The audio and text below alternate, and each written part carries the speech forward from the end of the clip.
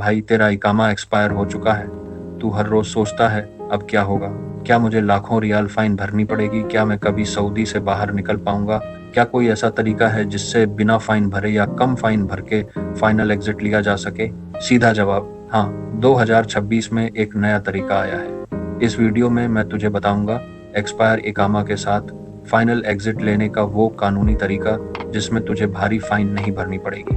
लेकिन ये तरीका सबके लिए नहीं है, कुछ शर्तें हैं, वीडियो पूरा देखना। सबसे पहले एक्सपायर्ड इकामा पर सामान्यतः कितना जुर्माना लगता है ये समझना जरूरी है। सामान्य परिस्थितियों में एक्सपायर इकामा पर हर दिन का फाइन लगता है। पहले 60 दिन का ग्रेस पीरियड होता है, यानी अगर तू 60 दिन के अंदर इकामा रिन्यू करवा लेता है तो कोई फाइन नहीं लगती। लेकिन अगर 60 दिन से ज्यादा हो गए तो हर दिन की फाइन लगने लगती है। 100 रियाल, फिर 200 रियाल और लंबे समय तक रहने पर यह 500 रियाल प्रतिदिन तक जा सकती है। 6 महीने से ज्यादा एक्सपायर होने पर फाइन 10, 0 से 50, 0 रियाल तक पहुंच सकती है। लेकिन 2026 में सरकार ने कुछ मामलों में राहत दी है। दूसरा, किन परिस्थितियों में जुर्माना नहीं लगेगा। 2026 में सऊदी सरकार ने नो फाइन लीगल एग्जिट का ऑप्शन दिया है, लेकिन ये हर किसी के लिए नहीं है। ये उन लोगों के लिए है जो साबित कर सकें कि उनका इकामा उनकी गलती से एक्सपायर नहीं हुआ बल्कि केफील की गलती से। जैसे केफील ने इकामा रिन्यू नहीं करवाया, केफील ने सैलरी नहीं दी और काम से भगा दिया, केफील ने कॉन्ट्रैक्ट तोड़ा, केफील कंपनी बंद हो गई, केफील ने गलत तरीके से हुरोब लगा दिया, केफील का कोई पता नहीं, वो गायब है। अगर तू इनमें से किसी एक स्थिति में है तो तू नो फाइन फाइनल एग्जिट के लिए क्वालिफाई कर सकता है। तीसरा, नो फाइन फाइनल एग्जिट के लिए अप्लाई कैसे करें। प्रोसेस ये है, पहला काम, लेबर ऑफिस जाओ, वहां जाकर शिकायत दर्ज कराओ कि तेरा केफील ने इकामा रिन्यू नहीं करवाया और अब तू फंस गया है। अपने सबूत लेकर जाओ, पुराना इकामा, पासपोर्ट, कोई भी कागज जो साबित करे कि तूने काम किया था। दूसरा काम, लेबर ऑफिस केस लेगा और केफील को नोटिस भेजेगा। तीसरा काम, अगर केफील 15 दिन के अंदर जवाब नहीं देता या साबित हो जाता है कि केफील गलत था तो लेबर ऑफिस तुझे क्लियरेंस सर्टिफिकेट देगा। चौथा काम, ये सर्टिफिकेट लेकर जवाजत जाओ, जवाजत तुझे फाइनल एग्जिट वीजा देगा बिना किसी फाइन के या बहुत कम फाइन के साथ। चौथा, क्या सबूत चाहिए? तुझे सबूत चाहिए, बिना सबूत के केस नहीं बनेगा। कौन से सबूत चाहिए? तेरा पुराना इकामा एक्सपायर वाला, तेरा पासपोर्ट वैलिड होना चाहिए, कॉन्ट्रैक्ट की कॉपी अगर है तो, सैलरी स्लिप अगर कभी मिली हो तो, केफील के साथ हुई व्हाट्सएप चैट के स्क्रीनशॉट जिसमें से पता चले कि तूने रिन्यू के लिए कहा और उसने मना किया या इग्नोर किया, और कोई भी दूसरा सबूत जो तेरी बात साबित कर सके। जितने ज्यादा सबूत होंगे केस उतना मजबूत होगा। पांचवा, कितना समय लगता है? ये प्रोसेस तुरंत नहीं होती, आमतौर पर 15 दिन से लेकर 60 दिन तक लग सकते हैं। केस की जटिलता पर निर्भर करता है। पहले लेबर ऑफिस में शिकायत दर्ज होगी, फिर केफील को नोटिस जाएगा, 15 दिन का समय। अगर केफील जवाब नहीं देता तो लेबर ऑफिस फैसला सुनाएगा, 7 से 10 दिन। फिर जवाजत में अप्लाई 5 से 7 दिन।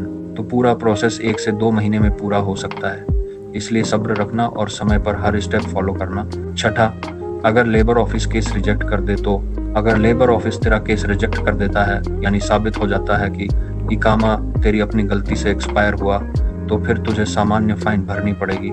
लेकिन घबराने की बात नहीं है, तू अब भी फाइन पेमेंट प्लान का इस्तेमाल कर सकता है, यानी किस्तों में फाइन भरना। तू अबशर पर जाकर पेमेंट प्लान रिक्वेस्ट कर सकता है। सरकार तेरी कुल फाइन को हर महीने की किस्तों में बांट देगी। सारी फाइन भरने के बाद ही फाइनल एग्जिट मिलेगी।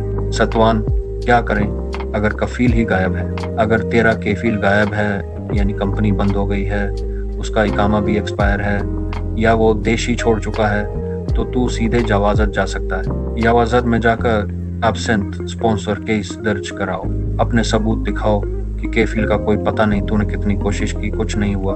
जवाजत तेरा केस लेगा और आउटगोइंग वीसा जारी कर सकता है बिना केफील के। ये प्रोसेस थोड़ा लंबा है लेकिन काम करता है। आठवां, नो फाइन एग्जिट के बाद एंट्री पर प्रतिबंध लगेगा क्या? ये बहुत जरूरी सवाल है। अगर तूने नो फाइन लीगल एग्जिट के तहत देश छोड़ा है, यानी साबित कर दिया कि केफील की गलती से इकामा एक्सपायर हुआ, तो कोई एंट्री बैन नहीं लगेगा। तू दोबारा नया वर्क वीसा लेकर सऊदी आ सकता है। लेकिन अगर तूने सामान्य रूट से फाइन भरकर देश छोड़ा तो कोई बैन नहीं लगता, बशर्ते तेरे ऊपर कोई हुरूब या क्रिमिनल केस ना हो। अगर हुरूब था तो 3 से 5 साल का बैन लग सकता है। नौवां, ये गलतियां कभी मत करना। भाई कुछ गलतियां हैं जो बहुत लोग करते हैं। पहली गलती, किसी एजेंट के पैसे देना जो कहे मैं तेरा बिना फाइन एग्जिट करवा दूंगा। ये स्कैम है, सिर्फ सरकार और लेबर ऑफिस ये कर सकते हैं, कोई एजेंट नहीं। दूसरी गलती, एक्सपायर इकामा को इग्नोर करते रहना, जितना टालोगे उतना नुकसान। तीसरी गलती, झूठे सबूत बनाना, पकड़े गए तो सीधा जेल। चौथी गलती, नो फाइन एग्जिट का ऑप्शन है तो भी सोचना, जल्दी से केस दर्ज कराओ। महत्वपूर्ण, क्या माफी कार्यक्रम आ सकता है? 2026 में अभी तक कोई बड़ा अमनेस्टी प्रोग्राम नहीं आया है, लेकिन अक्सर रमजान के आसपास या किसी राष्ट्रीय अवसर पर सरकार अमनेस्टी का ऐलान करती है। अमनेस्टी में बिना फाइन भरे या बहुत कम फाइन भरकर देश छोड़ने की इजाजत मिलती है। लेकिन भाई, बिना भरोसे के इंतजार मत करो। अगर तेरा केस मजबूत है तो नो फाइन एग्जिट का ऑप्शन अभी उपलब्ध है, उसका इस्तेमाल करो। अमनेस्टी का इंतजार मत करो, वो आए ना आए। निष्कर्ष, तो भाई एक्सपायर इकामा के साथ बिना फाइन के फाइनल एग्जिट लेना मुमकिन है। अगर तू साबित कर सके कि केफील की गलती से इकामा एक्सपायर हुआ, लेबर ऑफिस में केस दर्ज कराओ, सबूत दो, क्लियरेंस सर्टिफिकेट लो, जवाजत से एग्जिट लो। अगर केस रिजेक्ट हो तो फाइन पेमेंट प्लान से किस्तों में फाइन भरो, किसी एजेंट के चक्कर में मत पड़ना। समय रहते एक्शन लेना। वीडियो अच्छी लगे तो लाइक, शेयर, सब्सक्राइब करना। धन्यवाद।